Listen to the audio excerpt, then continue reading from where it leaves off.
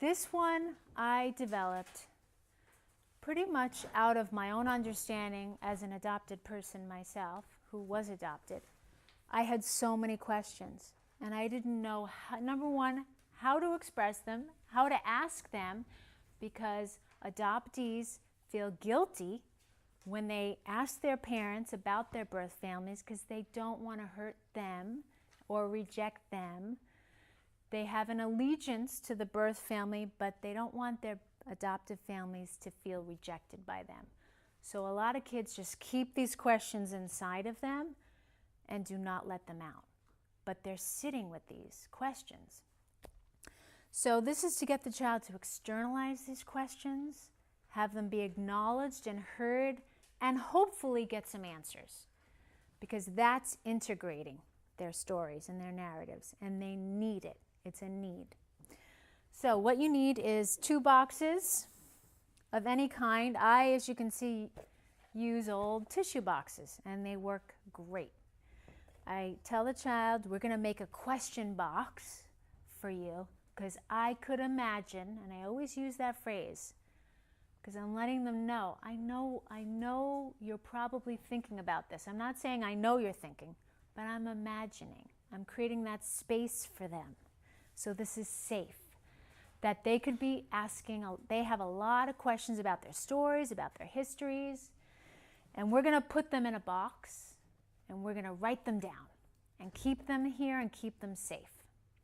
So the first thing that we're doing is using, again, index cards, real simple, with your box. Get a pen out. And what I typically do is start with some easy questions for kids. I don't go right into the stuff, like, you know, why can't I eat pizza for breakfast? Or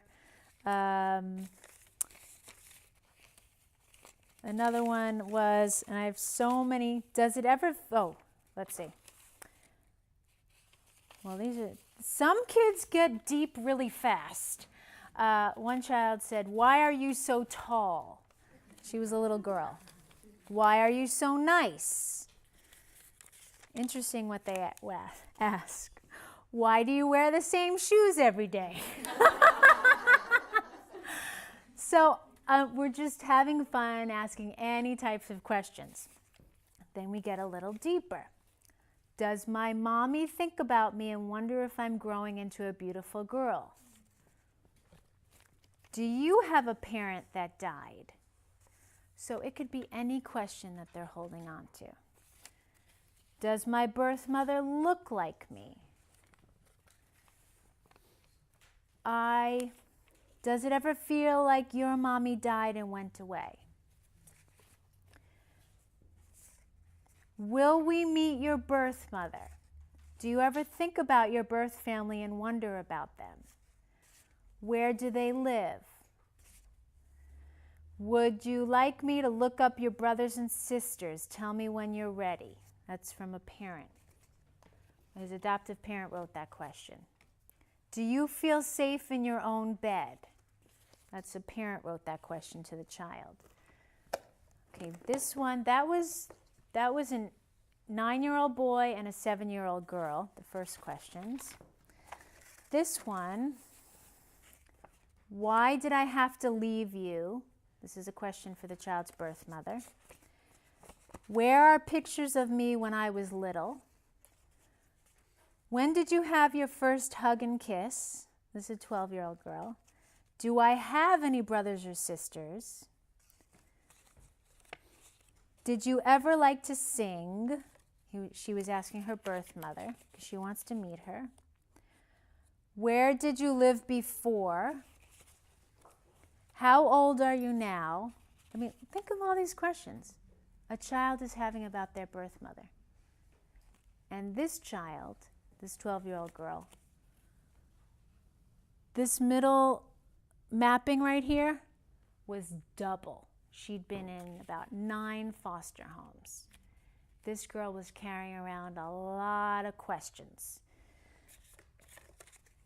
What did you want to be when you grew up? She's asking her birth mother. Did you have red hair? Because she has red hair. She's wondering, did I get this from my birth mother?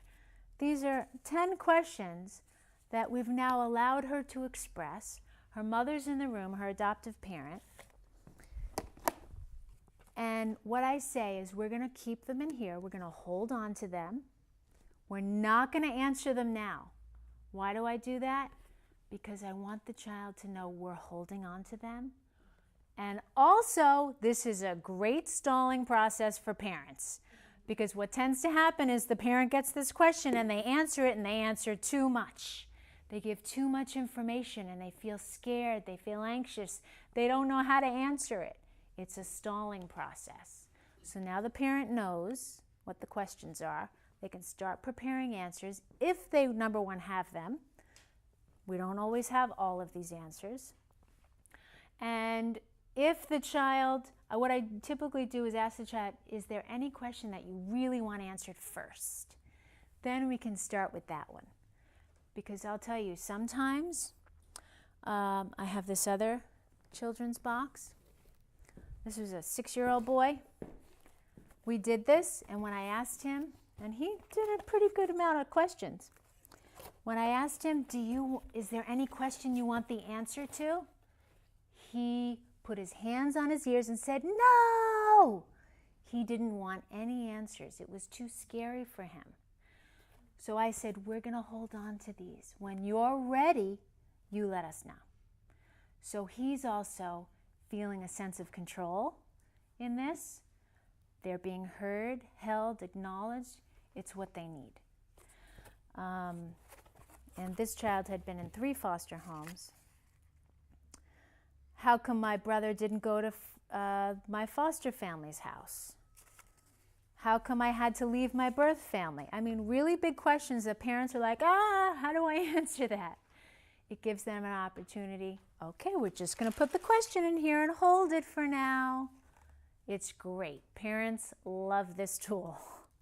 And clinicians as well, because then we can all, the big people, discuss how do we want to relay this information? Because sometimes these kids' stories, as you know, are a lot of difficult information.